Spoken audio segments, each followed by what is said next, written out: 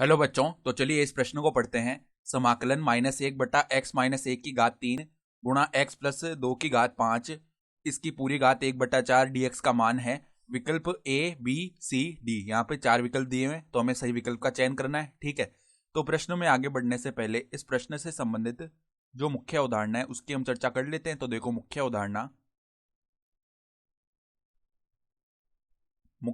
देखो क्या हो जाएगी। हम जानते हैं कि x की घात n का जो समाकलन का सूत्र है x के सापेक्ष, वो क्या होता है, x की घात n+1 बट्टा में n+1 प्लस में आता है समाकलन का अचर c। यहाँ पे n का मान कोई भी अचर हो सकता है -1 के अलावा। ठीक है, तो अब देखो हमारे पास में जो समाकल है उसको एक बार i बोल लेते हैं। तो i बराबर में समाकलन के अंदर देखो -1, यहाँ पे हम dx लिख लेते हैं। और बट्टा में देखो क्या है, बट्टा में हमारे पास x -1 की घात 3 और यहाँ पर x प्लस 2 इसकी घात है 5 और इस संपूर्ण पद की घात चल रही है कितनी, 1/4 चल रही है। तो अब देखो हम क्या करते हैं, जिससे ये समाकलन करने के लिए यहाँ पर ऊपर तो -1 dx है, फिर देखो बट्टा में यहाँ पर हम क्या कर रहे हैं, x-1, फिर देखो इसकी घात 3 लगी हुई है, हम यहाँ पे बट्टा में कर रहे हैं x प्लस 2 की घात 3। अब ऊपर हमने देखो यानी नीचे हमने गुणा किया तो ऊपर भी गुणा करना पड़ेगा ना। तो यहाँ पर x प्लस 2 की घात 5 पहले से और घात 3 से हमने गुणा कर दिया, यानी x प्लस 2 की घात 8 बन जाएगी। और इस संपूर्ण पद की घात अभी क्या चल रही है, 1/4 चल रही है। ठीक है, तो अब देखो इसको हम कैसे लिख सकते हैं, समाकलन के अंदर -dx बट्टा में यहाँ पर देखो x-1 बट्टा में x प्लस 2, इस संपूर्ण पद की घात देखो 3 है, फिर उसके ऊपर घात है 1/4, तो ये घात अब 3/4 बन जाएगी ना, क्योंकि घात के ऊपर घात गुणा हो जाती है। फिर x प्लस 2 की घात 8 है, अब उसके ऊपर घात है 1/4, तो 8 गुणा 1/4 तो घात 2 हो गई, यानी x प्लस 2 का स्क्वायर बन जाएगा ना, ये पता गया। तो अब देखो हम यहाँ पे एक प्रतिस्थापन करने वाले हैं। हम मान रहे हैं, माना हमने, देखो यहाँ पे मान लेते हैं, माना ये जो पद है ना, देखो कौन सा पद, x-1/x+2,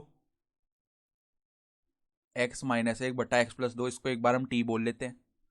तो अगर इसको सरल करें ना, तो x-1 को ऐसे लिख सकते हैं, x+2 -3 बट्टा में x+2 बराबर में t है। तो यहाँ पे पदों को अलग अलग करके लिख लिया, तो 1 -3 बट्टा x+2 ये आएगा ना, ये किसके बराबर है, t के बराबर।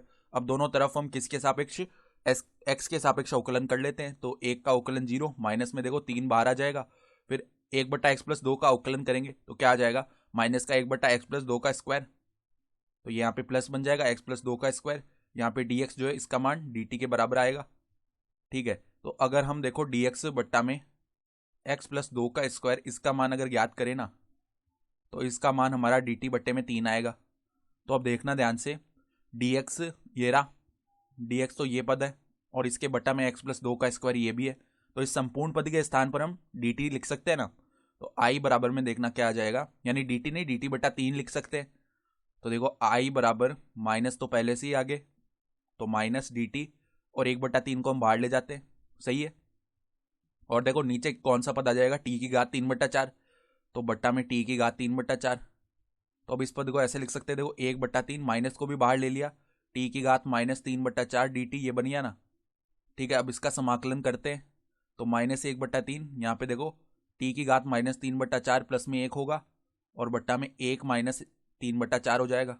ठीक है, तो अब देखो ये पद क्या बनेगा, नीचे तो 1/4 बनने वाला है, जो कि ऊपर जाएगा तो यहाँ पे -4/3 लिखा जाएगा। अब t का मान रख लेते हैं, t हमने देखो क्या बोला था, x-1/x+2, तो x-1/x+2 और इसकी घात हमारी कितनी आ जाएगी, 1/4।